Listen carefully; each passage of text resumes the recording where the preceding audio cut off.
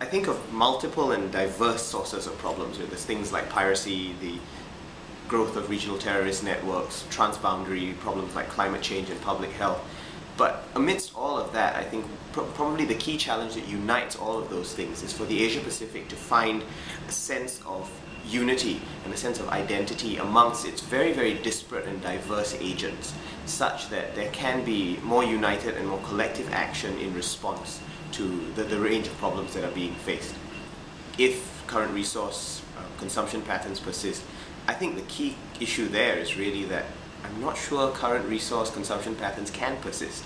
We face huge amounts of sustainability issues, both because of the advent of issues like climate change and also because of the depletion of natural resources, particularly carbon-based ones, that I'm not sure those patterns will be able to persist. What I think needs to happen, though, is to find technological solutions that allow us to bring to scale and to a level that is commercially viable the various kinds of currently very niche technology and commercial production patterns. I think the fundamental preoccupations will be in the domestic sphere, and the fundamental challenges will be in the domestic sphere, and this will have very strong repercussions on the external sphere. And what I mean by domestic, it will be largely on the eastern side of the Asia-Pacific community, this meaning the Asian side. We have very basic fundamental issues of economic development, poverty, rising inequity and disparities, and the scale is enormous by even global standards, hundreds of millions of people involved, and this is in fact will be the first great challenge for the Asia-Pacific, for at least a great portion of the Asia-Pacific community. Second, again domestic, will be political reform. There are probably anything from a third to a half of the Asia-Pacific countries who are not democratic, and where governance, which is more than democracy, can be vastly or significantly improved. And there are at least, you can mention that there are 5 countries in Southeast Asia which are not democratic, another 3 or 4 in the other parts of East Asia that are not democratic, and the governance, of course, everywhere, including in the United States, of course, can be improved.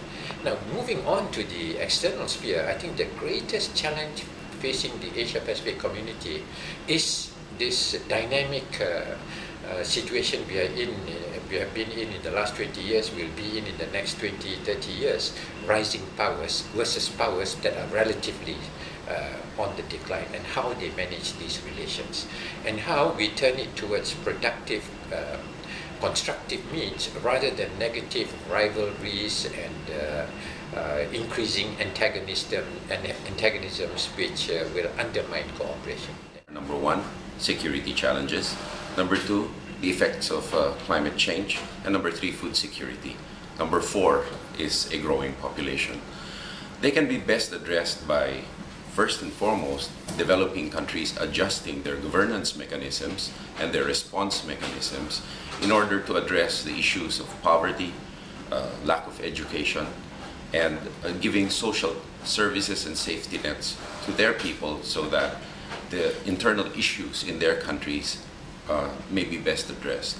Having said that, it is important for these internal issues to be addressed so that they can place attention to very important regional and global issues.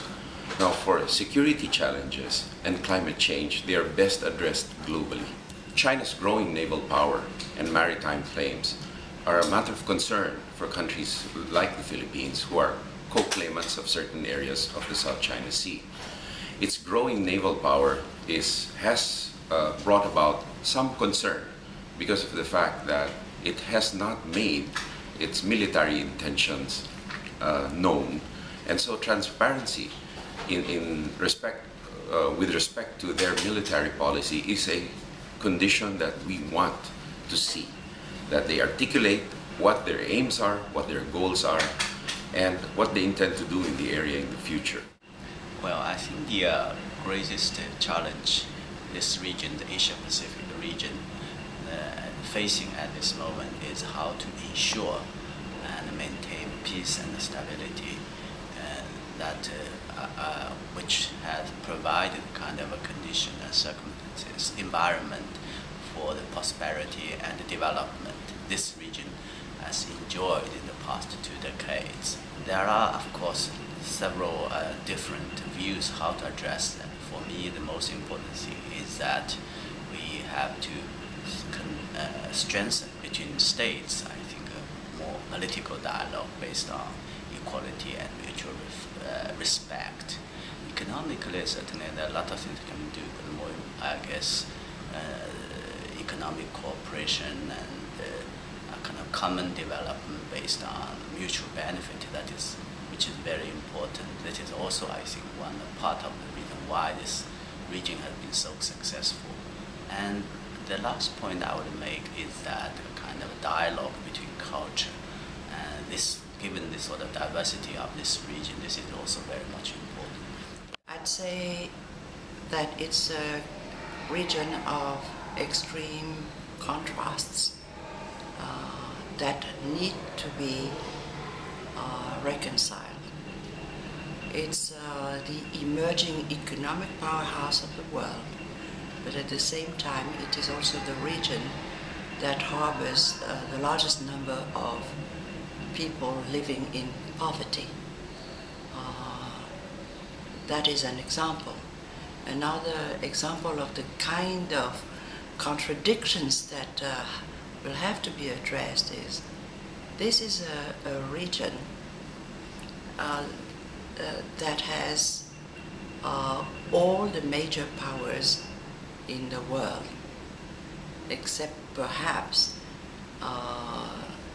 the aggregate of the European Union. But it's this plurality of major powers interacting against a background of great diversity of societies and cultures that pose, I think, the question of how you reconcile the two. US-Vietnam relations are very singular because of the turbulences of past history. But today,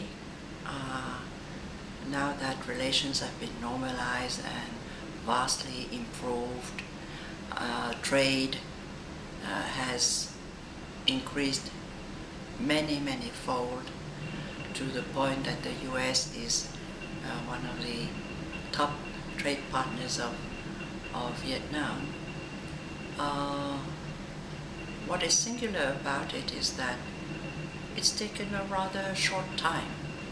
Normalization took place back in 1995. That is less than 20 years ago.